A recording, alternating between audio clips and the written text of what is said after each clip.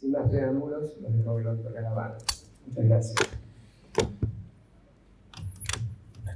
Estamos muy bien. Bueno, buen día para todos. Querido Luis, para mí es un verdadero honor estar acá con Luis. Como él dijo, nos conocimos ya van a ser 25 años más o menos, y durante todo este tiempo hemos trabajado juntos desde distintos roles en estos temas de reforma judicial y yo creo que hoy Luis es una de las personas que más sabe de reforma y justicia en todo Iberoamérica al menos, sino en el mundo. Así que la verdad es que es un verdadero honor y la idea es aprovechar también este ámbito para compartir con ustedes algunas reflexiones basadas un poco en esta experiencia que me ha tocado vivir tanto en Argentina como en el resto del mundo y especialmente en Latinoamérica. En los últimos años me ha tocado participar en varios proyectos de la Unión Europea ayudando a distintas organizaciones de Latinoamérica, tanto ministerios públicos como poderes judiciales, en procesos de cambio y de reforma. Y también acá en la Argentina, ¿no? Acá está la doctora Agustina Olmedo, alta funcionaria de la justicia de Córdoba, con quien también estoy trabajando en varios proyectos de modernización. Y lo que uno a esta altura tiene es una mirada bastante amplia de todo lo que implica el sistema de justicia. Yo nací dentro de la justicia penal y todos los penalistas o los especialistas en justicia penal tenemos nuestro sesgo, el hecho de ser fiscal general, de trabajar en consultorías en distintos procesos, en reformas de códigos procesales, implementaciones, no solo en materia penal, sino también en materia civil y comercial, la problemática de la justicia laboral y demás, me ha permitido trabajar desde temas que se ocupa la justicia argentina, como son las adopciones de niños, hasta cuestiones vinculadas al lavado de dinero y la criminalidad organizada. Entonces tenemos como un widespread, tenemos una mirada muy amplia y lamentablemente todas estas cuestiones tienen varios puntos en común, aunque uno dijera que son bastante diversas. Y acá voy a tratar de enfocarme en Latinoamérica, que es lo que más conozco y lo que más he trabajado. Y es que el sistema de justicia todavía tiene dificultades estructurales muy fuertes a la hora de encarar lo que son las demandas de la población. En un proceso donde las demandas de la comunidad, y cada comunidad tiene distintas demandas y distintos problemas, pero sí hay un patrón común, que es que cada vez las distintas comunidades tienen una mayor demanda de justicia. Cuando uno analiza series estadísticas de las últimas décadas, uno ve un crecimiento muy fuerte en los niveles de litigiosidad, tanto en materia criminal asociada al delito y lamentablemente en la región, y después vamos a detenernos a la criminalidad organizada, pero también uno lo ve en cuestiones de familia, en cuestiones civiles, en cuestiones comerciales, en cuestiones laborales. El sistema de justicia en su conjunto, ya sea formalmente los juzgados o oficinas que contribuyen desde el Poder Ejecutivo o los ministerios públicos, han tenido y están teniendo un fuerte incremento en la demanda por parte de la población. Lo que nos plantea fuertes desafíos, porque como decía al principio, todavía tenemos, especialmente en Latinoamérica, si bien se han hecho muchas reformas en los últimos 20 años, yo creo que nunca en la historia, llamémosle democrática, de nuestra región, se impulsaron y se desarrollaron tantas reformas de los sistemas de justicia en Latinoamérica como en los últimos 20 años. Diría que en los 20 anteriores hubo muchas demandas y en los últimos 20 se ha trabajado en todos los niveles y en todos los países, muchas veces con cooperación de organismos internacionales, del Banco Mundial, del Banco Interamericano de Desarrollo últimamente de la CAF, el Banco de Desarrollo Latinoamericano, Naciones Unidas a través del PNUD, la Unión Europea, en términos de criminalidad organizada a través del Pacto y otros programas, Eurosocial, es decir, un montón de inversión de recursos y de tiempo por parte generalmente de los países más desarrollados hacia la región que encaró distintos procesos de reforma. Y ese camino, yo diría, las generalizaciones no son buenas y obviamente la situación de los países de Latinoamérica es muy diversa. Yo voy a tratar de referirme a Argentina, que ahí sí puedo a lo mejor criticar con más autoridad.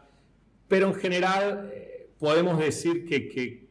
en un proceso de 1 al 10 los avances que se han logrado están en el orden del 4 o 5 y todavía estamos bastante lejos del 10 en términos de llegar a sistemas de justicia consolidados. Y con un problema que, como yo decía al comienzo, que está asociado a que cada vez la demanda del sistema de justicia es mayor. Y no solo es mayor en cantidad de casos, sino que es mayor en términos de la complejidad de los conflictos que están detrás de esos casos que llegan al sistema de justicia. Con lo cual tenemos, de algún modo, un doble incremento de la demanda de justicia, de tutela judicial, diría nuestro querido, en paz descanse, Santos Pastor Prieto, un profesor español que motivó nuestro encuentro allá en la Universidad Complutense y que lamentablemente falleció ya hace unos cuantos años. Y hay una demanda cada vez mayor en términos de tutela judicial efectiva, lo cual le va generando a los sistemas de justicia también cada vez más tensión, ¿no? Tiene dificultades, a medida que la demanda aumenta, esa tensión incrementa. Y yo la caracterizaría como en tres grandes áreas o sectores. El primero tiene que ver con el rol institucional, que es un tema crucial y que lamentablemente en la región ha tomado además un cariz muy fuerte y obviamente yo tengo mi posición clara. Yo fui ministro del gobierno anterior, del presidente Macri, de Justicia y Derechos Humanos, en toda la región, también lo vemos en muchos otros países del mundo. La justicia ha sufrido embates en su rol institucional, en su independencia. Hay una tendencia de la política mundial, pero particularmente de la política en Latinoamérica, a tratar de cooptar el sistema de justicia y cooptar a los jueces. Se impulsan proyectos de reformas de las Cortes Supremas, de algún modo se discute el rol de esas cortes y de hecho en Argentina, para ser objetivos, hay un pedido de juicio político de los 4 miembros de la Corte Suprema de Justicia de la Nación. Con los próximos días tendrá dictamen de la Comisión de la Cámara de Diputados, ¿no? Y esto, que a lo mejor en Argentina pasa como algo casi normal, es de una normalidad extrema y marca de algún modo esa tensión institucional fuerte que, como digo, no solo se da en Argentina, ha pasado en muchos países de la región y en muchos países fuera de la región también pasa. Y ahí el rol institucional tiene como por lo menos dos ejes. Uno tiene que ver con las instituciones,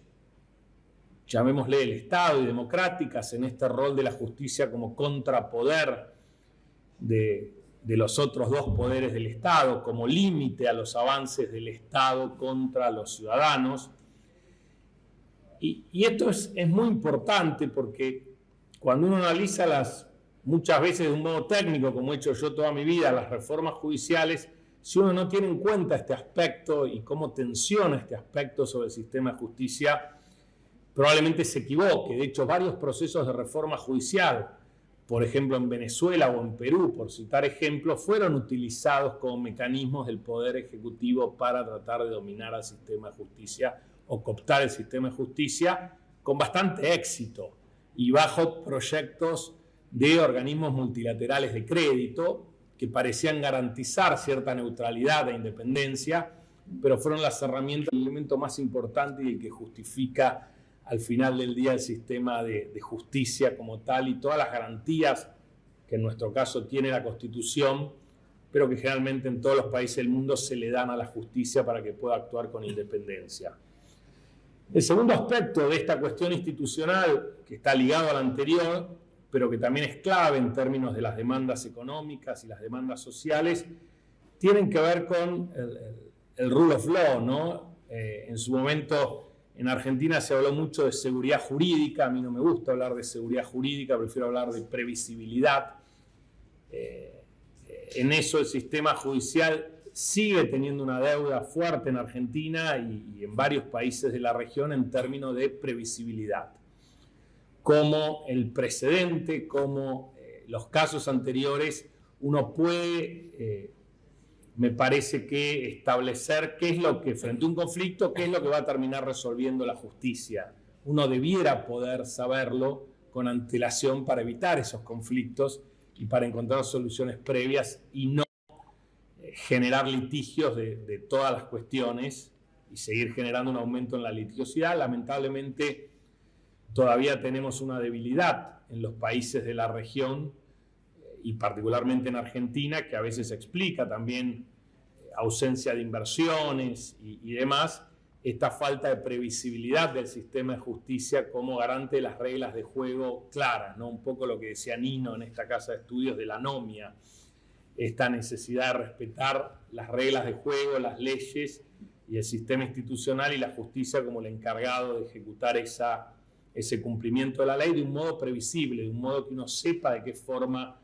se van a resolver la mayoría de los conflictos. Obviamente habrá cuestiones novedosas que tendrán soluciones novedosas y que irán fijando nuevos precedentes, pero me parece que es crucial. Sacando este paraguas de la cuestión institucional, que como digo es central y generalmente nosotros, o yo cuando actúo de consultor, uno olvida estas cuestiones, aparece por un lado el rol de la justicia para resolver conflictos de índole civil, laboral y comercial, y algunas cuestiones muy particulares. Tuvimos una experiencia realmente muy emocionante hace pocos días en Córdoba,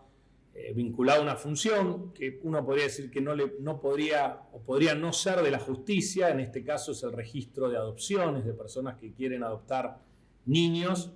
que en el caso de Córdoba y en varias jurisdicciones es administrado por la justicia, en otros por el Poder Ejecutivo. Y lo que implica eso como demanda al Poder Judicial o a la oficina que tienen por parte de la población para tener un sistema, en este caso de abordaje de todo lo que tiene que ver con los conflictos de niñez y familia adecuados, donde de nuevo cada vez hay una demanda más grande por parte de la sociedad. Y ahí me adelanto, ahí se implementó una solución tecnológica de avanzada con un sistema de web service y de trabajo en donde el registro se hizo íntegramente digital, y esa misma plataforma, el registro digital, es el que permitía al Poder Judicial ser mucho más eficiente a la hora de procesar todos estos casos de familias o de personas que quieren adoptar niños y facilitar la tarea de los jueces o juezas, son en este caso todas, que tienen la competencia de definir la adopción de estos niños que no tienen familia, que no tienen padres que se hayan hecho cargo de ellos. Entonces, ahí hay una cuestión donde el sistema de justicia necesita fuertemente mejorar su performance, su funcionamiento. En materia civil, acá hay jueces hablando de la experiencia de oralidad. Argentina y varios países de la región empezaron a avanzar en procesos de cambios procesales para hacer frente a los procesos civiles y comerciales, tomando el sistema norteamericano, esquemas de oralidad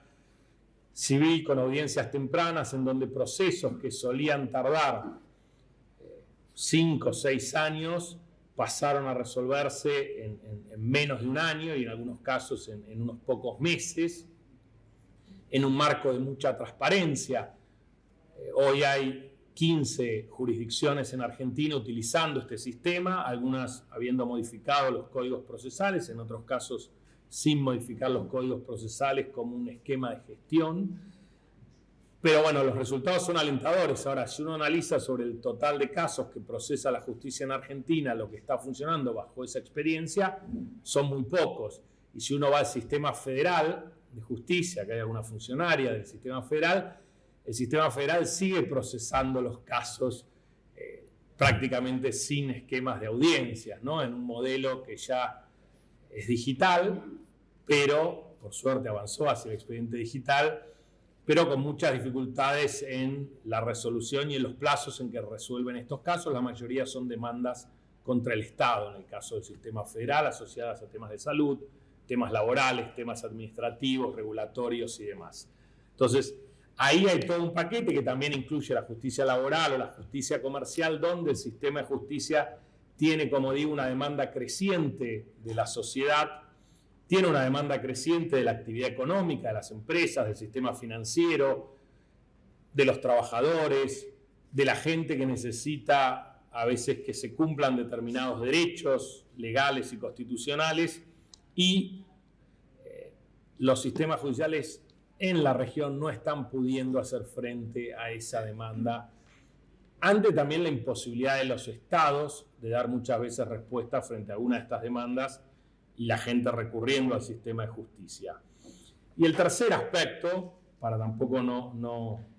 extenderme mucho, tiene que ver con el crimen, con la criminalidad, con lo que es la justicia criminal, con un rol central de los ministerios públicos en toda la región. Lamentablemente en Argentina venimos más rezagados. En el sistema federal, a mí como ministro me tocó comenzar la implementación del sistema adversarial o acusatorio en el sistema federal. Lo pusimos en marcha exitosamente en una jurisdicción en el norte del país, de una cámara federal de Salta, con jurisdicción en las provincias de Salta y Jujuy. Esa experiencia fue muy exitosa, donde se incorporaron herramientas de gestión, herramientas de tecnología, se asignaron recursos, se comenzó a trabajar el tema de la criminalidad y sobre todo la criminalidad organizada vinculada a narcotráfico, drogas, contrabando de otra manera novedosa. Durante estos últimos 4 años esa experiencia no avanzó nada y es una de las tareas pendientes para el nuevo gobierno, sea el que fuere, avanzar con la implementación de este sistema a nivel federal. En Argentina el sistema federal en materia de justicia penal tiene serias dificultades, tanto para procesar casos de corrupción como para procesar casos de criminalidad organizada. Lamentablemente el sistema todavía sigue estructurado de un modo rígido, asociado al viejo esquema de organización de los sistemas judiciales latinoamericanos, que a su vez están relacionados con el sistema de justicia español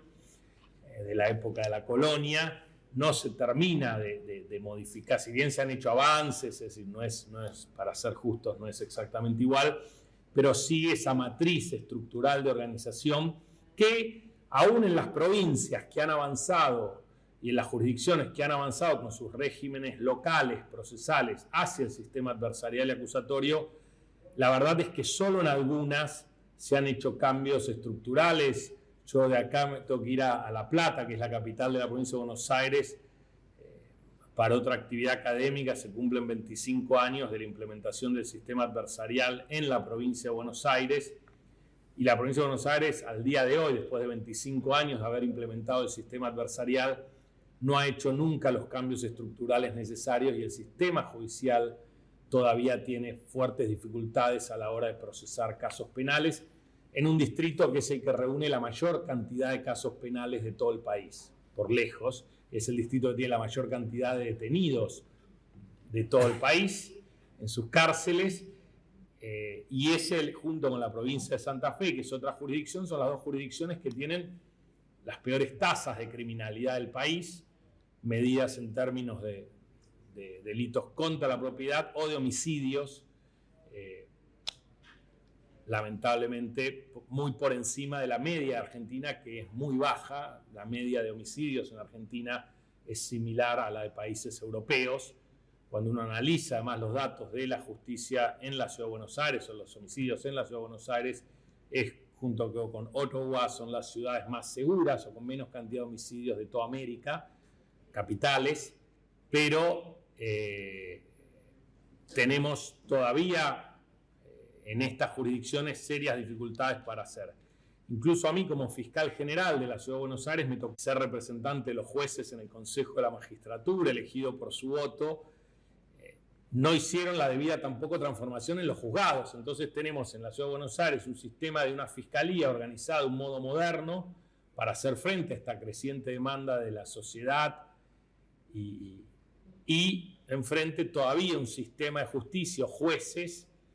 organizados con el viejo modelo español de estructuras aisladas, rígidas, que funcionan como compartimentos estancos, lejos del, por ejemplo, el modelo de Estados Unidos de colegios de jueces o grupos de jueces trabajando de un modo más coordinado. Lo mismo sucede en la provincia de Buenos Aires y en muchas jurisdicciones, a excepción de Chubut, Neuquén, Santa Fe y no sé si me estoy olvidando de alguna otra jurisdicción. El crimen, si bien, como digo, Argentina está lejos de lo que son los niveles de criminalidad de Latinoamérica, del resto de Latinoamérica, incluso Uruguay y Chile tienen tasas de crimen mayores que Argentina en algunos puntos, y lejísimos de las de Centroamérica. Pero yo también entiendo que el crimen, y en eso hemos estado trabajando con el Pacto, que es un programa de la Unión Europea para asistir a Latinoamérica en términos de organizarse para hacer frente al crimen organizado.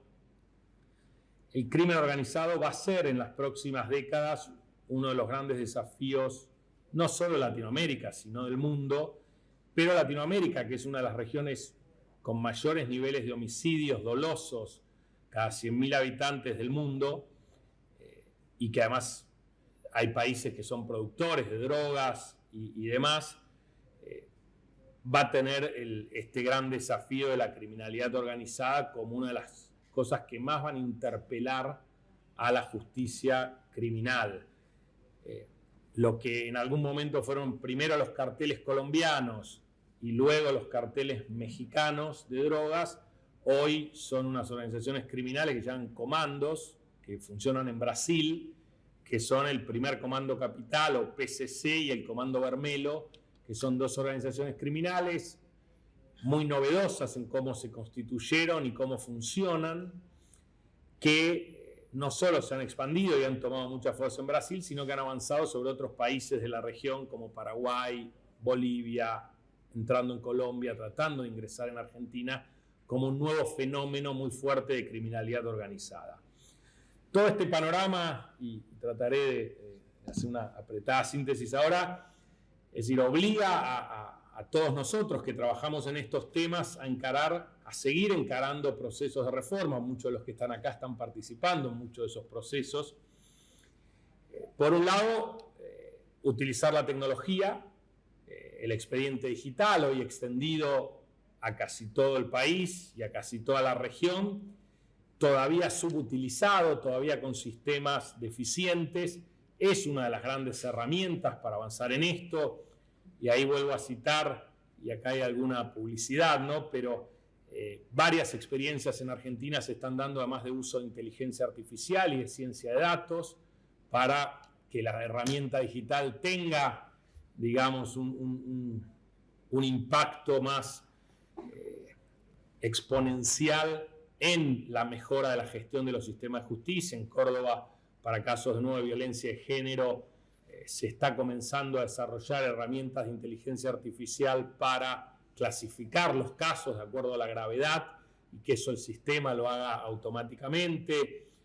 Hay experiencias de dictámenes construidos automáticamente. Creo que el tema de la clasificación de casos frente a los desafíos que tenemos es una de las mayores posibilidades de ganancias en términos de gestión y de uso de herramientas digitales. Es la clasificación de casos en los sistemas de justicia, en mi experiencia, es central, especialmente tratar de que el sistema de justicia adelante sus decisiones respecto a esos casos, y cuanto antes sepamos de qué tipo de casos se trata, cómo se clasifican y qué proceso de gestión o case management vamos a usar, es decir, uno podrá tener mejores resultados. Entonces ahí hay una línea de trabajo en términos del futuro para hacer frente a esta creciente demanda de la población. El otro tema vinculado a lo que primero planteé, las cuestiones institucionales, los procesos de selección de jueces y jueces, Consejo de la Capacitación Continuo, porque es la contracara o lo necesario para también poder aprovechar al máximo las herramientas tecnológicas, ¿no? Estos dos esquemas van de la mano,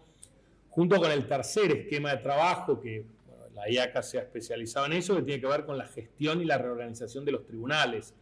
Todavía en Latinoamérica, en Argentina en especial, seguimos atados a una organización, sobre todo los tribunales.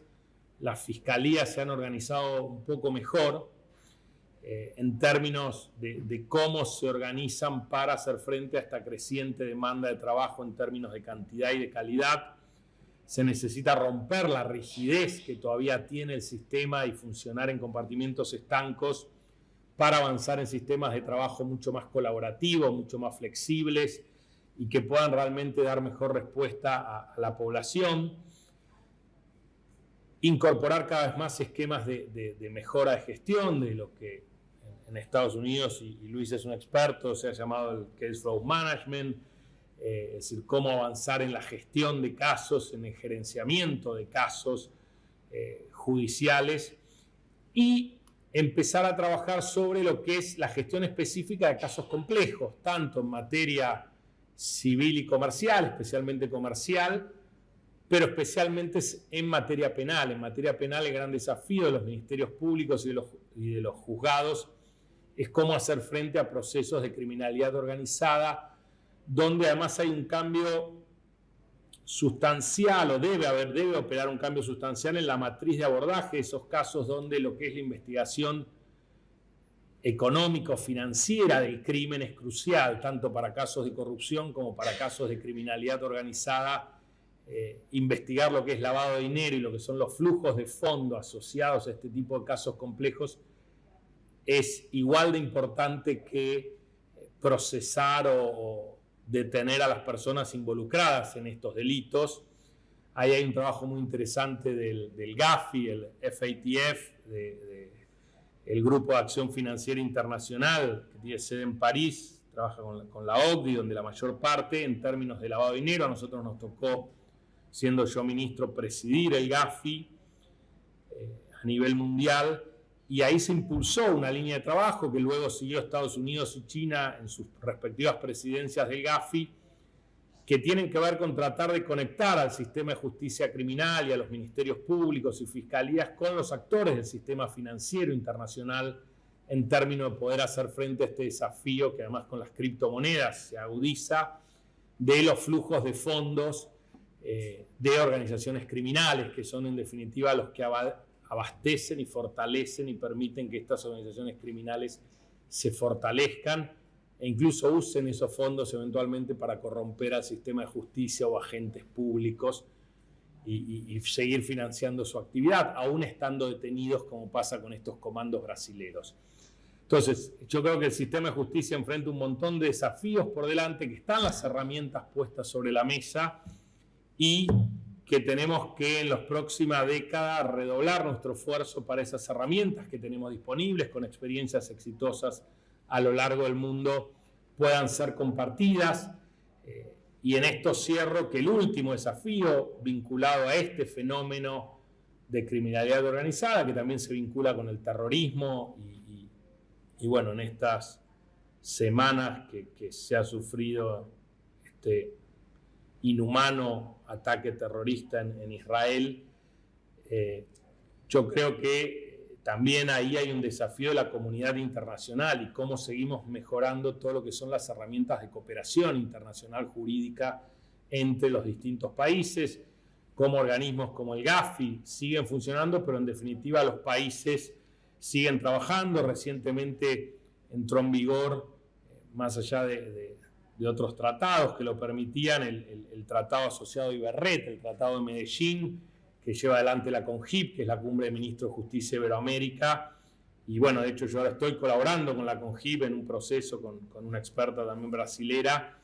en cómo lograr que los sistemas de justicia usen estas herramientas. Básicamente es un tratado que permite la comunicación electrónica de pedidos de cooperación judicial entre los distintos países de Iberoamérica de un modo ágil e informal, que podría ser tanto a nivel federal como a nivel subnacional, a nivel de justicias provinciales, que es algo que todavía está muy poco utilizado y que es una herramienta o reflexiones que les parezca. Muchísimas gracias.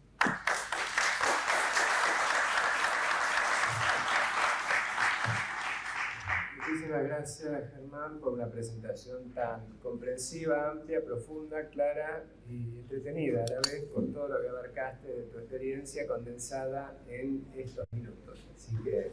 especialmente, muchas gracias por la dedicación y la claridad y todo lo demás. Tenemos preguntas, la doctora Rania Agustó de Chile, por favor. Sí. Por favor. Ya, su micrófono, bueno. Represento. Sí, por favor. Soy juez de garantía en Chile. Ah, muy bien. Tuve la ocasión de escuchar. Ah, mira.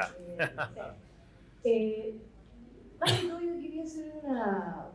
una consulta en cuanto a lo que usted mencionaba respecto al crimen organizado. En Chile, efectivamente, Chile cambió, como dicen, tenemos una alta tasa de criminalidad, pero en determinadas comunas. Claro. Todos estos carteles que han llegado, colombianos, venezolanos, peruanos, mexicanos, la verdad no voy a estigmatizar a nadie, pero hoy día estamos siendo amenazados por el tren del agua, por ejemplo, y tanto la Fiscalía como el Poder Judicial no están preparados para enfrentar esto de adoptar una medida intrusiva o una determinada resolución, porque hoy día, por ejemplo, se cuestiona el hecho que vaya el nombre del juez, el nombre del fiscal. A su vez, la defensa reclama, obviamente, transparencia y razón del debido proceso. Entonces, para no vulnerar garantías en este caso, ¿cuál sería el mejor mecanismo en este caso de no tener que individualizar al juez o al fiscal? Ya sea abarcar el código, no sé. Esa es mi consulta, considerando la modernización que implica enfrentar el crimen organizado. Bien, que es que toda esta criminalidad organizada además tiene generalmente una estrategia asociada a territorios. Entonces es una criminalidad que eventualmente se adueña o intenta tener control, como las viejas mafias que daban garantías y demás de determinados territorios, que es lo que pasa acá en la ciudad de Rosario y en algunos lugares del conurbano de la provincia de Buenos Aires, San Martín y demás. Lo cual es un doble desafío para el Estado y para los órganos encargados de juzgarlos. Y el otro tema también que vos señalás muy claramente, y es también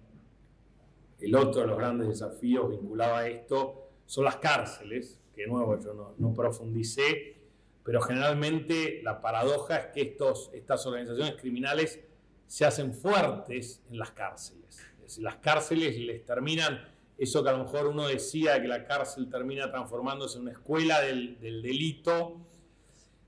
ya pasó y hoy la verdad es que las cárceles,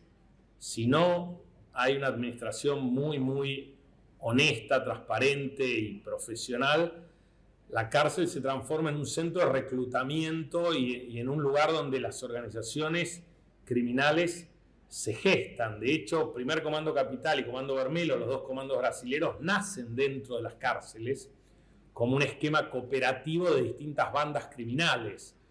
Hay un profesor brasilero, Víctor Rodríguez, que es el que más sabe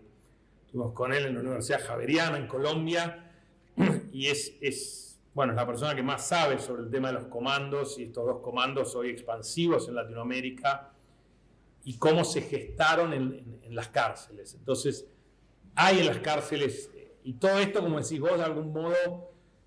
y es algo que, si bien Latinoamérica ha sido siempre una región muy violenta, y como veo también mucha gente de distintos lugares del mundo, es el fenómeno que se viene en todo el mundo. Es decir, si bien uno en Latinoamérica puede tener algunas de las expresiones más violentas o con mayor nivel de homicidios, estos fenómenos son fenómenos que se van a repetir con mayor o menor virulencia, con mayor o menor sofisticación en todo el mundo, con lo cual es uno de los desafíos de los sistemas de justicia de todo el mundo, no solo de Latinoamérica. Y yendo a la pregunta, es muy difícil.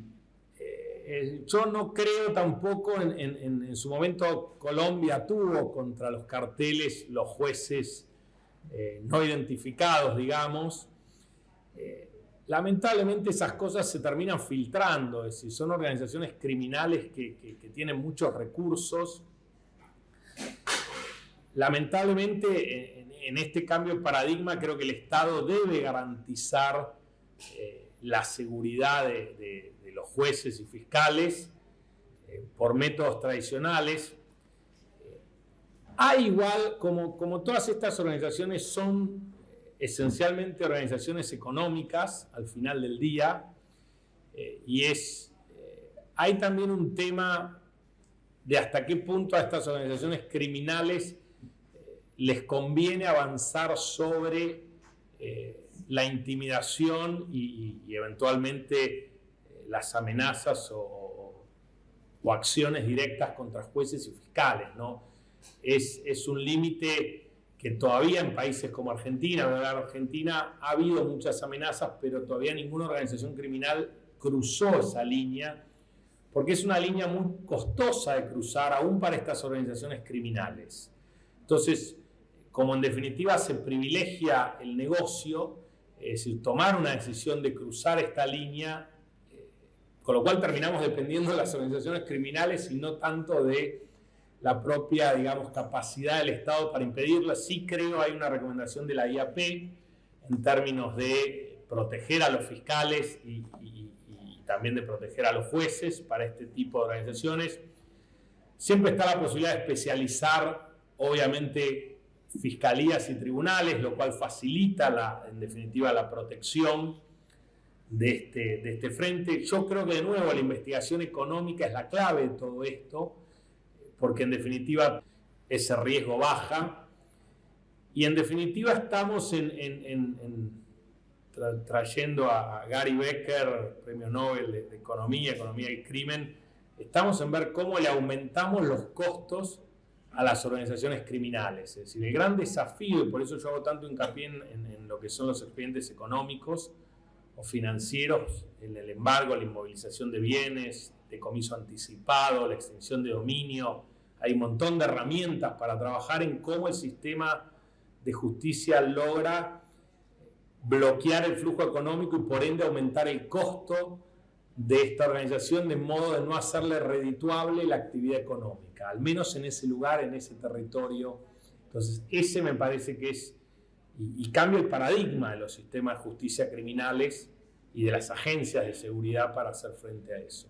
No sé si respondí, no hay respuestas mágicas, es trabajo y bueno, y hacer un desafío integral. Uno puede durante algún tiempo, si no tiene recursos para proteger a jueces y fiscales, explorar mecanismos de no identificación, pero al final del día son vulnerables esos mecanismos y la persona está todavía más en riesgo. Muchísimas gracias.